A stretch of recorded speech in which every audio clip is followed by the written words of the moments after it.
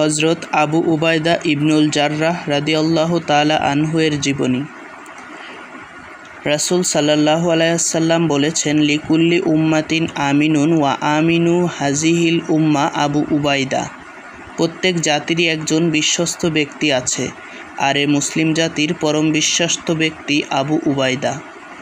তিনি ছিলেন উজ্জ্বল মুখমণ্ডল, গৌরকান্তি, হালকা পাতলা গড়ন ও দীর্ঘদেহের অধিকারী। তাকে দেখলে যে কোনো ব্যক্তির চোখ জুড়িয়ে যেত।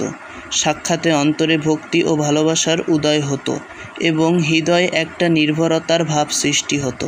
তিনি ছিলেন তীক্ষ্ণ মেধাবী, অত্যন্ত বিনয়ী ও লাজুক প্রকৃতির। তবে যে কোনো সংকট মুহূর্তে সিংহের ন্যায় চারিত্রিক দৃঢ়তা তার মধ্যে ফুটে উঠত। তার চারিত্রিক দীপ্তি ও তীক্ষ্ণতা ছিল তরবারির ধারের ন্যায়। রাসূল সাল্লাল্লাহু আলাইহি ওয়াসাল্লামের ভাষায় তিনি ছিলেন উম্মাতে মুহাম্মাদির আমিন, বিশ্বাসযোগ্য ব্যক্তি। তার পুরো নাম আমিল ইবনে আবদুল্লাহ ইবনুল জাররাহ আল ফিহরি আল কুরাইশি। তবে কেবল আবু উবায়দা নামে তিনি সবার কাছে পরিচিত। তার পঞ্চম ঊর্ধ্বপুরুষ ফিহরের মাধ্যমে রাসূলুল্লাহ সাল্লাল্লাহু আলাইহি ওয়াসাল্লামের নসবের সাথে তার নসব মিলিত হয়েছে। তার মাও ফিহরি খানদানের কন্যা। সিরাত বিশেষজ্ঞদের মতে তিনি ইসলাম গ্রহণ করেছিলেন। হজরত আবদুল্লাহ ইবনে উমার রাদিয়াল্লাহু তাআলার মন্তব্য হলো, কুরাইশদের 3 ব্যক্তি অন্য সকলের থেকে সুন্দর চেহারা, উত্তম চরিত্র ও স্থায়ী লজ্জাশীলতার জন্য সর্বশ্রেষ্ঠ। তারা তোমাকে কোনো কথা বললে মিথ্যা বলবে না, আর তুমি তাদেরকে কিছু বললে তোমাকে মিথ্যুক মনে করবে না। তারা হলেন আবু বকর সিদ্দিক, উসমান ইবনে আফফান ও আবু উবায়দা ইবনুল জাররাহ। ইসলাম প্রচারের প্রথম ভাগেই যারা মুসলিম হয়েছিলেন, আবু উবায়দা ছিলেন তাদের অন্যতম। হজরত আবু বকর মুসলমান হওয়ার পরের দিনই তিনি ইসলাম গ্রহণ করেন। আবু বকরের হাতেই তিনি তার ইসলামের ঘোষণা দেন। তারপর তিনি আব্দুর রহমান ইবনে আউফ, উসমান ইবনে মাজুন, আল আরকান ইবনে আবিল আরকাম ও তাকে সঙ্গে নিয়ে রাসূলুল্লাহ সাল্লাল্লাহু আলাইহি ওয়াসাল্লামের দরবারে হাজির হন। সেখানে যারা সকলেই একসাথে ইসলামের ঘোষণা দেন। এভাবে তারাই হলেন মহান ইসলামী ইমারতের প্রথম ভিত্তি। মক্কায় মুসলিমদের তিক্ত অভিজ্ঞতার প্রথম থেকে শেষ পর্যন্ত আবু উবায়দা শরীক ছিলেন। প্রতিটি ক্ষেত্রে তিনি অটল থেকে আল্লাহ ও রাসূলের প্রতি বিশ্বাসের চূড়ান্ত পরীক্ষায় কামিয়াব হন। কুরাইশদের অত্যাচারে অতিষ্ঠ হয়ে দুবার হাবশায় হিজরত করেন। অতঃপর রাসূলুল্লাহ সাল্লাল্লাহু আলাইহি ওয়াসাল্লামের হিজরতের পর তিনিও মদিনায় হিজরত করেন। মদিনায় সাদ বিন মুআজের সাথে তার দ্বীনি মুখাওয়াত বা দ্বীনি ভ্রাতৃত্ব প্রতিষ্ঠিত হয়।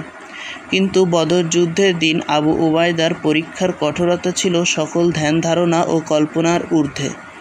যুদ্ধের ময়দানে এমন বেপরোয়াভাবে কাফিরদের ওপর আক্রমণ চালাতে থাকেন যেন তিনি মৃত্যুর প্রতি সম্পূর্ণ উদাসীন।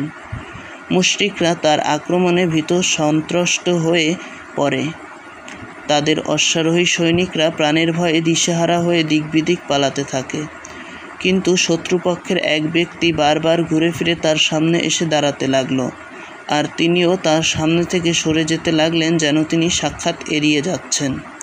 লোকটি ভিড়ের মধ্যে প্রবেশ করল। আবু উবায়দা সেখানেও তাকে এড়িয়ে চলতে লাগলেন। অবশেষে সে শত্রুপক্ষ ও আবু উবায়দার মাঝখানে এসে প্রতিবন্ধক হয়ে দাঁড়ালো। তখন তার ধৈর্যের বাঁধ ভেঙে গেল। তিনি তার তরবারির এক আঘাতে লোকটির মাথা দেহ থেকে বিচ্ছিন্ন করে ফেলেন। লোকটির মাথাটি গড়িয়ে পড়ল। লোকটি কে? সে আর কেউ নয়, সে আবু উবায়দার পিতা আবদুল্লাহ ইবনুল জাররাহ। প্রকৃতপক্ষে আবু উবায়দা তার পিতাকে হত্যা করেননি, তিনি তার পিতার আকৃতিতে শিরক বা পৌত্তলিকতা হত্যা করেছেন। এ ঘটনার পর আল্লাহ তাআলা আবু উবায়দা ও তার পিতার শানে নিম্নের আয়াতটি নাজিল করেন, তোমরা কখনো এমনটি দেখতে পাবে না যে আল্লাহ ও পরকালের প্রতি ঈমানদার লোকেরা কখনো তাদের প্রতি ভালোবাসা পোষণ করে যারা আল্লাহ এবং তার রাসূল সাল্লাল্লাহু আলাইহি ওয়াসাল্লামের বিরুদ্ধাচরণ করেছে। তারা তাদের পিতাই হোক কিংবা তাদের পুত্রই হোক বা ভাই হোক অথবা তাদের বংশ পরিবারের লোক। তারা সেই লোক যাদের দিলে আল্লাহ তাআলা ঈমান দৃঢ়মূল করে দিয়েছেন এবং নিজের তরফ হতে একটা রূহ দান করে তাদেরকে এমন সব জান্নাতে দাখিল করবেন যার নিম্নদেশে ঝর্ণাধারা প্রবাহমান হবে, তাতে তারা চিরদিন থাকবে। আল্লাহ তাদের প্রতি সন্তুষ্ট হয়েছেন এবং তারাও সন্তুষ্ট হয়েছেন তার প্রতি। এরা আল্লাহর দলের লোক। জেনে রাখো, আল্লাহর দলের লোকেরাই কল্যাণপ্রাপ্ত হবে। সূরা আল মুজাদিলা আয়াত 22। আবু উবায়দার এরূপ আচরণে বিস্মিত হওয়ার কিছু নেই, কারণ আল্লাহর প্রতি তার দৃঢ় ঈমান, দ্বীনের প্রতি নিষ্ঠা এবং উম্মতে মুহাম্মাদির প্রতি তার আমানতদারিতা তার মধ্যে এমন চূড়ান্ত রূপ লাভ করেছিল যে তা দেখে অনেক মহান ব্যক্তিও ঈর্ষা পোষণ করতেন। মুহাম্মদ ইবনে জাফর বলেন, খ্রিস্টানদের একটি প্রতিনিধি দল আল্লাহ তাআলার রাসূল সাল্লাল্লাহু আলাইহি সাল্লামের দরবারে হাজির হয়ে বলল, হে আবুল কাসিম, আপনার সাথীদের মাঝ থেকে আপনার মনোনীত কোনো একজনকে আমাদের সাথে পাঠান। তিনি আমাদের কিছু বিতর্কিত সম্পদের ফয়সালা করে দেবেন। আপনাদের মুসলিম সমাজ আমাদের সবার কাছে মনোপুত ও গ্রহণযোগ্য। একথা শুনে রাসূল সাল্লাল্লাহু আলাইহি সাল্লাম বললেন, সন্ধ্যায় তোমরা আমার কাছে আবার এসো। আমি তোমাদের সাথে একজন দৃঢ়চেতা ও বিশ্বস্ত ব্যক্তিকে পাঠাবো।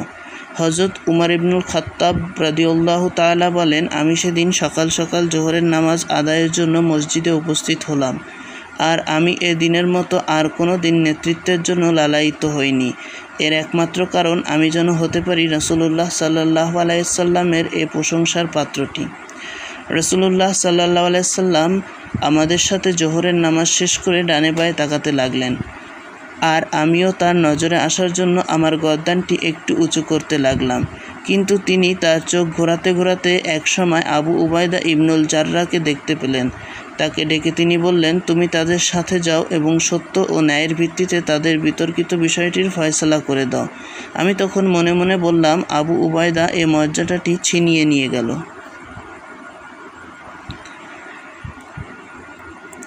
আবু উবায়দা কেবল একজন আমানতদারী ছিলেন না, আমানতদারির জন্য সর্বদা সকল ব্যক্তিকে পুঞ্জীভূত করতেন। এর বহিঃপ্রকাশ ঘটেছিল বিভিন্ন ক্ষেত্রে। বদর যুদ্ধের প্রাক্কালে কুরাইশ কাফিলার গতিবিধি অনুসরণের জন্য রাসূল সাল্লাল্লাহু আলাইহি সাল্লাম একদল সাহাবীকে পাঠান। তাদের আমির নিযুক্ত করেন আবু উবায়দাকে। পাথেয় হিসেবে তাদেরকে কিছু খোরমা দেওয়া হয়। প্রতিদিন আবু উবায়দা তার প্রত্যেক সঙ্গীকে মাত্র একটি খোরমা দিতেন। তারা শিশুরদের মতো সেই খোরমাটি চুষে চুষে এবং পানি পান করে কাটিয়ে দিত। এভাবে সকাল থেকে সন্ধ্যা পর্যন্ত মাত্র একটি খোরমা দিতেন। কোনো কোনো বর্ণনায় ঘটনাটি এভাবে বর্ণিত হয়েছে, অষ্টম হিজরিতে রজব মাসে রাসূল সাল্লাল্লাহু আলাইহি সাল্লাম আবু উবায়দার নেতৃত্বে উপকূলীয় এলাকায় কুরাইশদের গতিবিধি লক্ষ্য করার জন্য একটি বাহিনী পাঠান। কিছু খেজুর ছাড়া তাদের সাথে আর কোনো পাথেয় ছিল না।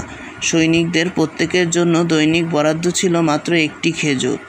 এই একটি খেজুর খেয়েই তারা বেশ কিছুদিন অতিবাহিত করেন।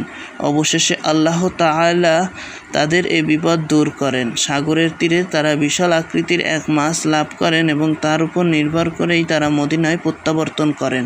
হয়তো এ দুটি পৃথক পৃথক ঘটনা ছিল। উহুদের যুদ্ধে মুসলমানরা যখন পরাজয় বরণ করে এবং মুশরিকরা জোরে জোরে চিৎকার করে বলতে থাকে, মুহাম্মদ কোথায়, মুহাম্মদ কোথায়, তখন আবু উবায়দা ছিলেন সেই 10 জন ব্যক্তির অন্যতম যারা বুক পেতে রাসূল সাল্লাল্লাহু আলাইহি সাল্লামকে মুশরিকদের তীর থেকে রক্ষা করেছিলেন। যুদ্ধ শেষে দেখা গেল রাসূল সাল্লাল্লাহু আলাইহি সাল্লামের দাঁত শহীদ হয়েছে, তার কপাল রক্তে রঞ্জিত হয়ে গেছে এবং গণ্ডদেশে বর্মের দুটি বেড়ি বিঁধে গেছে। হযরত আবু বকর সিদ্দিক বেড়ি দুটিকে উঠিয়ে ফেলার জন্য তড়িঘড়ি করতে এলেন। আবু উবায়দা তাকে বললেন, কসম আল্লাহর, আপনি আমাকে ছেড়ে দিন। তিনি ছেড়ে দিলেন। আবু উবায়দা ভয় করলেন, হাত দিয়ে বেড়ি দুটি তুললে রাসূল সাল্লাল্লাহু আলাইহি সাল্লাম হয়তো কষ্ট পাবেন। তিনি শক্তভাবে দাঁত দিয়ে কামড়ে ধরে প্রথমে একটি তুলে ফেললেন, কিন্তু তারও অন্য একটি দাঁত ভেঙে গেল। তখন আবু বকর রাদিয়াল্লাহু তাআলা মন্তব্য করলেন, আবু উবায়দা সর্বোত্তম ব্যক্তি। খন্দক ও বনু কুরাইজা অভিযানেও তিনি অংশগ্রহণ করেন।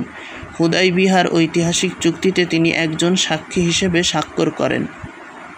খাইবার অভিযানে সাহস ও বীরত্বের পরাকাষ্ঠা প্রদর্শন করেন। জাতুস সালাসিল অভিযানে হযরত আমর ইবনুল আসের বাহিনীর সাহায্যের জন্য 200 সিপাহী রাসূল সাল্লাল্লাহু আলাইহি সাল্লাম আবু উবায়দাকে পিছনে পাঠান। তারা জয়লাভ করেন। মক্কা বিজয়, তাইফ অভিযান সহ সর্বক্ষেত্রে আবু উবায়দা শরীক ছিলেন। বিদায় হজেও তিনি রাসূল সাল্লাল্লাহু আলাইহি সাল্লামের সফরসঙ্গী ছিলেন। ইসলাম গ্রহণের পর রাসূলুল্লাহ সাল্লাল্লাহু আলাইহি সাল্লামের জীবনের শেষ দিন পর্যন্ত আবু উবাইদা সর্বক্ষেত্রে ছায়ার ন্যায় সর্বদা তাকে অনুসরণ করেন।